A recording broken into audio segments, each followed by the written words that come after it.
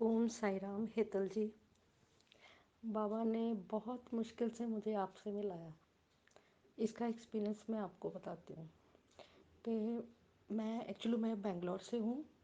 तो 2009 से मैं शिरडी जा रही हूँ।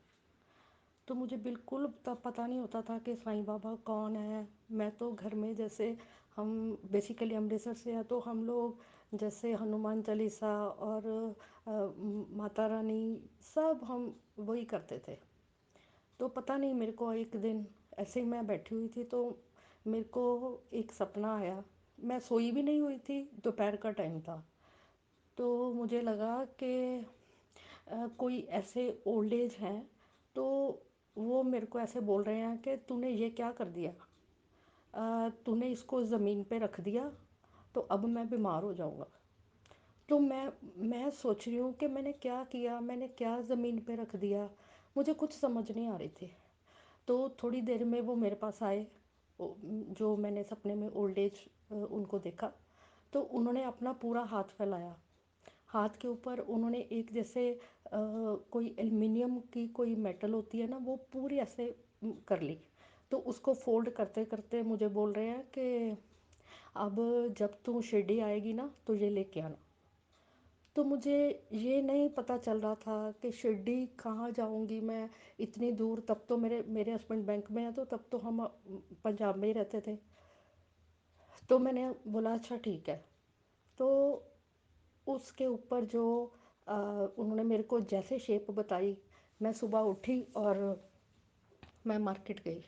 मार्केट में वो नॉन था जिनकी शॉप थी। तो मैंने बोला बेटा, मेरे को ना एक ऐसा हॉर्स चाहिए, घोड़ा चाहिए जो बना हुआ ऐसे बना हुआ हो। तो मतलब मुझे सिल्वर का चाहिए, चांदी का।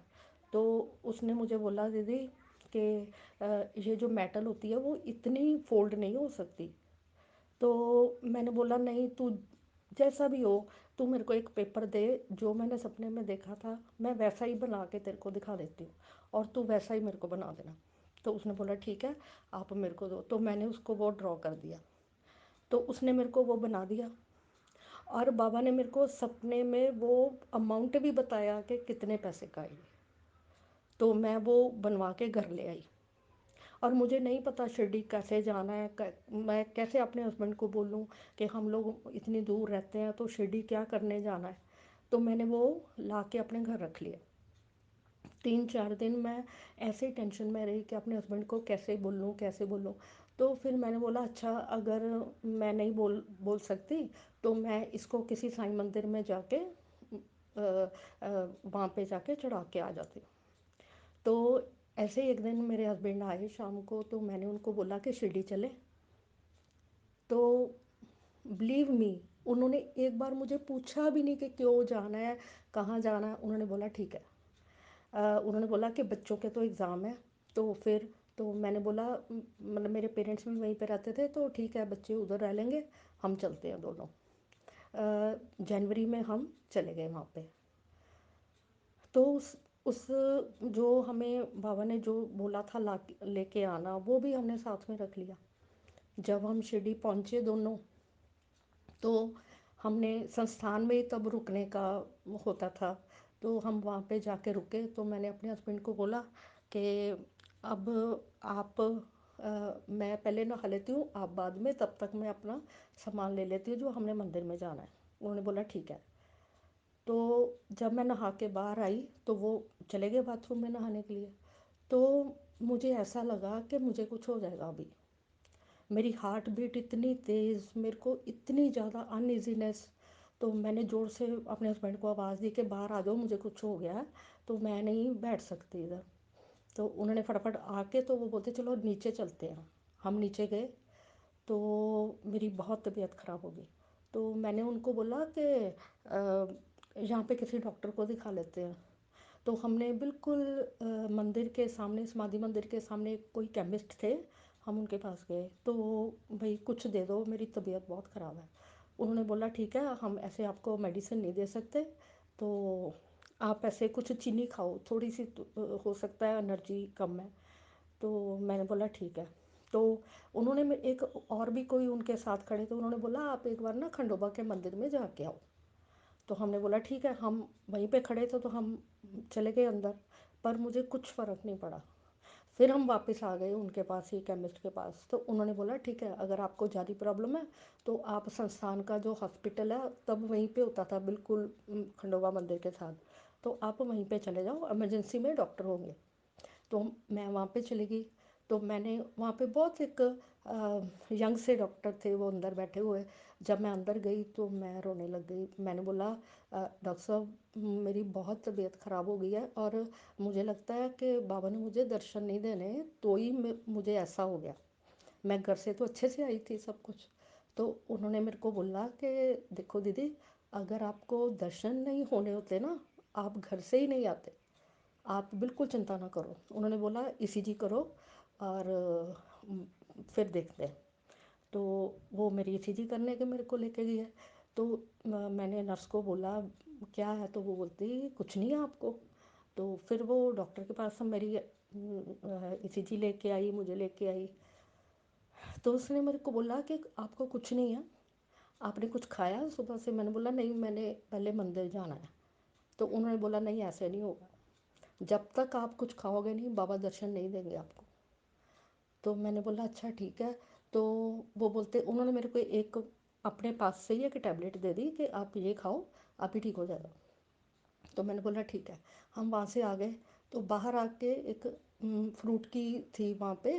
तो उन्होंने, मेरे हस्बैंड ने बोला कि अभी आप एक ये एप्पल लेके खाओ, दवाई खाओ और फिर दर्शन करने शाम को जाएंगे।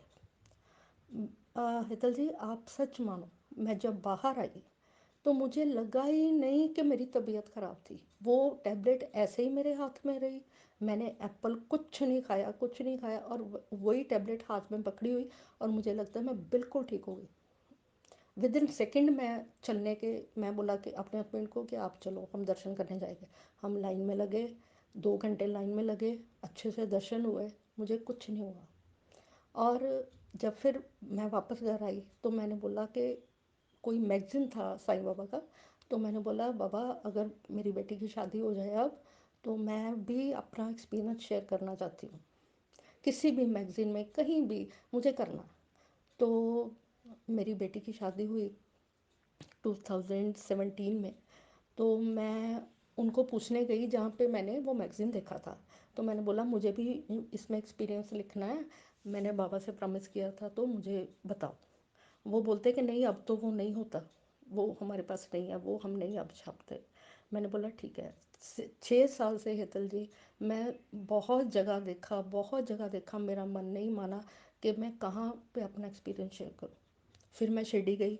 शिरडी जाके मैंने बोला ठीक है, जो बाबा का साई लीला अमृत होता है उसी में अपना एक्सपीरियंस दूंगी। तो मैं और मेरे हस्बैंड ऊपर गए वहाँ पे, जहाँ पे ये है इनका ऑफिस। तो उन्होंने मेरे को बोला कि यहाँ से तो पब्लिश होता ही नहीं, वो तो बॉम्बे से होता है। तो मैंने बोला अच्छा ठीक है, आप मेरे को एड्रेस दे दो, मैं वहीं पे अपना मटेरियल जो भी मैंने बोलना मैं वहीं पे भेज देती हूँ। तो उन्होंने बोला ठीक है, आप बाद में आ जाना। हम थोड़ी देर फिर 1 घंटे बाद गए तो उन्होंने बोला नहीं, वो तो खाना खाने गए हुए हैं, वो अवेलेबल नहीं है। मतलब हमारा वहीं वहाँ भी नहीं हुआ। तो फिर मैं अ, अब हम बेंगलोर में रहते हैं, तो अभी मैंने अपने हस्बैंड को बोला कि अब मैं अपना एक्सपीरियंस एक पेपर पे लिख के बाबा की हुंडी में डाल दूंगी। बाबा नहीं चाहते मैं कहाँ अपना एक्सपीरियंस लिखूँ, 6 साल हो गए ऐसे। तो बहुत से चैनल मैं देखती थी, बहुत सी चीज़ें मैं देखती थी, कभी अंदर से ऐसे नहीं हुआ कि इस पे डाल दूँ। अभी 1 महीना पहले जब आपने एक वीडियो डाली थी कि अपने मंत्र को कैसे सिद्ध करें, वो फर्स्ट वीडियो थी मेरी, जो आपकी, जो मैंने देखी। तो मैं पाठ करके उठी थी तो ऐसे ही फ़ोन देखते देखते आपकी वो वीडियो सामने आ गई। तो मैं तो बहुत सी वीडियोस देखती हूँ तो बस देख के ऐसे। पर मुझे पता नहीं क्या हो रहा था कि जब मैं वीडियो देख रही थी ना, मुझे फोर्सफुली अंदरों जैसे कोई बोल रहा है कि इसको देख, वीडियो को देख, वीडियो को देख। मैं फिर दोबारा, फिर 3 बार, 10 बार मैंने वीडियो देखी। मैंने विद इन सेकेंड अपने बेटे को बोला कि इसको ना जल्दी से चैनल देख, सब्सक्राइब कर, और साथ में ना मैंने मैसेज करना। मैंने, तो उसने मेरे को कर दिया। और उसने ना अपनी आईडी है उसकी, तुषार जेतली मेरा बेटा है, तो उसने अपनी आईडी से ना आपको ओम साई राम भेज दिया। तो मैंने बोला नहीं नहीं, मेरा नाम लिख, क्योंकि मुझे लगता है कि मेरा कोई कनेक्शन है। तो उसने मेरे को बोला मम्मा अब तो बनी हुई है ये, तो आप ऐसे करो अपना नाम लिख के भेज दिया करो। तो मैंने वो देख लिया। तो उसी दिन मुझे इतना अंदर से बेचैनी हो रही थी कि मुझे एक्सपीरियंस यहीं पे लिखना है अपना। और मैंने आपको अपने कमेंट्स में लिखा भी था कि जब मेरी बेटी 29 ईयर्स की हुई थी, तब बाबा ने मुझे पहले ही बोल दिया था कि तब शादी होगी। तो वो मैंने आपको कमेंट में भी लिखा था, और उसी दिन से मेरा इतना बर्डन निकल गया, मुझे ऐसे लगा बस जो मैं चाहती थी मुझे मिल गया। तो मुझे लग रहा है ऐसे कि जो 6 साल से कहीं नहीं हो रहा था, एक चार लाइना कहीं पे भी मैं लिख नहीं पा रही थी, मेरे अंदर से नहीं हो रहा था। मैं शिरडी गई, मैं बहुत जनों को वहाँ पे मिली जाके, बहुत सारे चैनल है जो वहाँ पे थे, मैंने मेरी उनसे बात भी हुई, पर एक्सपीरियंस लिखने का मुझे अंदर से कभी नहीं हुआ। और जब मैं आपको लिख के भेज दिया, और मैंने बाबा को पूछा जाके, जब मैं पाठ कर रही थी, बाबा मैंने भेज दिया अब। तो मुझे ऐसे लग रहा था, मेरी फीलिंग मैं बता रही हूँ, मुझे ऐसे लग रहा था कि बाबा हंस रहे। तो मुझे बस आपको यही बताना था। और जब मैंने आपको ओम साई राम भेजा, जब तक आप आंसर नहीं दे देते, मेरा दिल बहुत उदास हो जाता है। क्योंकि कल मैंने आपको जब लिखा था, मुझे ऐसे लग रहा था कि बाबा नहीं चाहते। फिर मुझे ऐसे ही लगता कि नहीं, ओम साई राम आपका आंसर आएगा तो बस मुझे अच्छा लगता है। बस मैंने आपको यही बताना था, मेरा बहुत दिल था कि मेरे से कभी किसी की बात हो जो मैं अपने दिल की बात कर सकूं, और आज मुझे सब मिल गया। हेतल जी, मैं आपको एक बात बताना भूल गई कि जब बाबा ने वो घोड़ा मेरे से लिया था ना, तो बाबा ने जो शेप बताई थी मेरे को, तो वही शेप लेके हम द्वारका माई में गए थे। तो जब हम, मैं और मेरे हस्बैंड लाइन में लगे थे, तो जैसे ही हम बाबा के आगे खड़े हुए जाके, जो बड़ा वाला बाबा का है, जहाँ पे बाबा स्टोन के ऊपर बैठे हुए हैं, तो उस बाबा के आगे एक घोड़ा और एक शेर की वो स्टेचू है। तो हेतल जी बिलीव मी, वो जो मेरे हाथ में घोड़ा पकड़ा हुआ था, और जो वहाँ पे वो घोड़ा नीचे राउंड, मतलब घोड़े के नीचे जो राउंड है उनका प्लेटफॉर्म टाइप, वो सेम हमारे पास था। जबकि मैंने कभी भी शिरडी नहीं गई, मैंने कभी कोई द्वारका माई के अंदर की फ़ोटो नहीं देखी, पर एक हाथ में हमारा पकड़ा हुआ था वो हॉर्स, और जब हम बाबा के सामने खड़े थे, और वही नीचे राउंड था, जो शेप एग्जैक्टली वही थी जो हमारे हाथ में थी। तो मेरे हस्बैंड और मैं दोनों एक दूसरे की तरफ देख रहे थे कि बाबा ने वो ही हमसे लिया। अब हम कंफ्यूज हो गए, क्योंकि हम पहली बार गए थे, हमें नहीं पता था कि मतलब ये घोड़ा यहाँ पे हॉर्स हम चढ़ा सकते हैं या नहीं चढ़ा सकते। तो हम बहुत कंफ्यूज थे। तो मेरे हस्बैंड ने बोला ठीक है, बाबा का ही तो है। हमने उसको रैप करके हुंडी में डाल दिया। और मैंने आपको ये बताना है कि जो जो मेरे सपने में बाबा ने शेप बना के दिखाई थी, वो एग्जैक्टली वही थी जो द्वारका माई के अंदर है, जबकि मैंने कभी कुछ नहीं देखा वहाँ पे। तो बस मैंने ये बताना था। और आप मेरी ये जो लीला है, आप अपने चैनल पे लेके आओ, मुझे तो बहुत खुशी होगी। ओम साई राम।